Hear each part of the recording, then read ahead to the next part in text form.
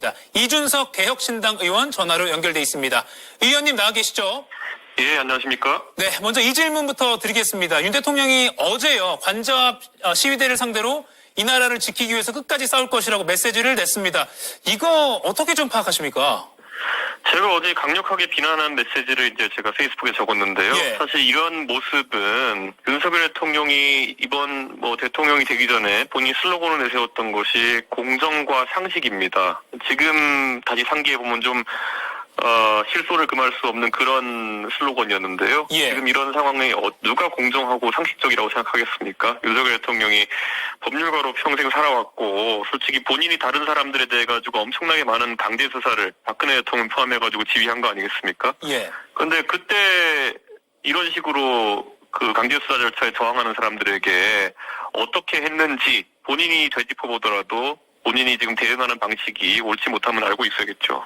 그런데 실시간 생중계 유튜브를 통해서 여러분께서 애쓰시는 모습을 보고 있다. 그러니까 이른바 이 의원께서도 많이 문제를 제기하시지만 극우 유튜버 많이 시청한다. 이걸 스스로 자인한 꼴이거든요. 이 문장은 왜 넣었다고 보십니까? 저는 그러니까 우리가 북한에 이제 심리전 할 때 북한 사람들이 그런 세뇌 방송 이런 거 보지 말고 북한 정권의 실상을 알게 하기 위해 가지고 어떤 대북 확성기 방송 같은 거 하지 않습니까? 예. 지금 윤석열 대통령은 스스로 그냥 본인을 옹호하고 그리고 아주 극우적인 성향을 가진 그 유튜브 매체에 갇혀버린 거예요. 그렇기 때문에 아하. 제가 사실 반농담조로 사실 한 몇 주 전 얘기했던 게 윤석열 대통령 관저 앞에다가 대북 확성기 스피커 같은 걸 좀 틀어놔야 되는 거 아니냐. 이게 정상적으로 우리 일반적인 국민들이 시청하시는 방송국의 방송이라든지 예. 아니면 아침 라디오 이런 것만 들어도 지금 정세 판단 또는 본인이 어떻게 될지에 대한 판단을 이렇게 할 수는 없을 것이다. 저는 윤석열 대통령이 제가 어제 그래서 너무 이제 저도 화가 많이 나가지고 정치적 금치단지 아니냐 이렇게 얘기를 했는데 예. 사실 굉장히 비하적인 표현이면서도 실제 윤석열 대통령의 현재 상황을 표현하기에 그것보다 적절한 표현이 없다 생각해서 그렇게 얘기했습니다. 이 편지 내용은 본인이 작성했다고 봐야겠죠? 어떻게 추정하십니까? 사실 윤석열 대통령이 그 내용을 썼는지, 왜냐하면 어떤 분들은 서명란에 이름을 쓰는 그 필체가 조금 평소와 다르다 이런 얘기도 하고 하는데요.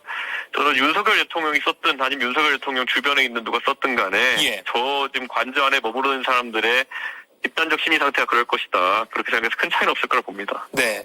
그리고요, 지금 만약에 집행을 하게 된다면 경호처와 충돌 이런 우려도 나오고 있는데 이런 상황에서 최상목 대통령 권한 대행이 결국 경호처에도 잘 협조하라 이렇게 지시를 해야 되는 거 아니냐 이런 목소리도 나오고 있습니다. 최 대행에 대한 역할로는 어떻게 보십니까?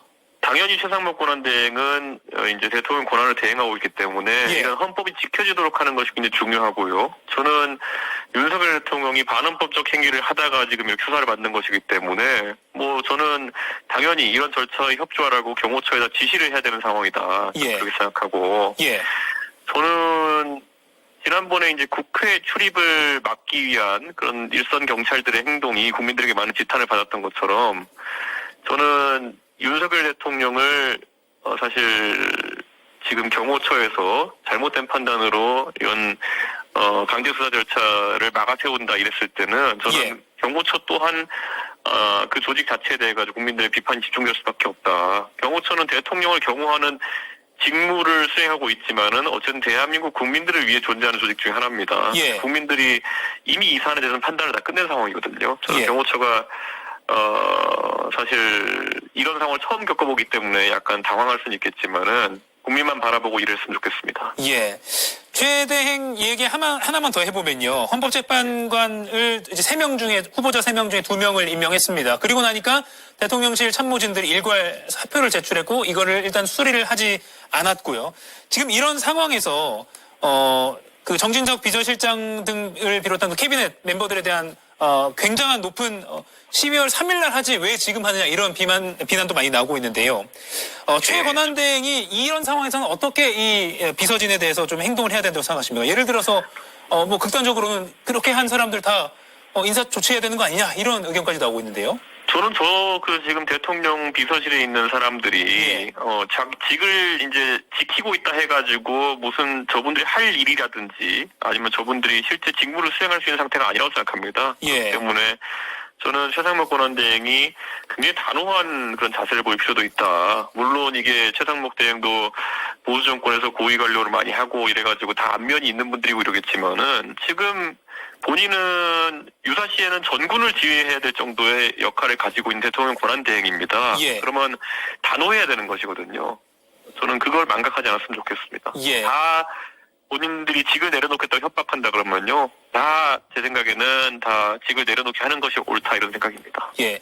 공수처의 체포영장 집행 임박 이 시점에서 이준석 의원, 윤 대통령을 누구보다 잘 알고 있다고 알려진 이준석 의원이 가장 우려하는 부분은 무엇입니까? 지금 이 현 시국에서요?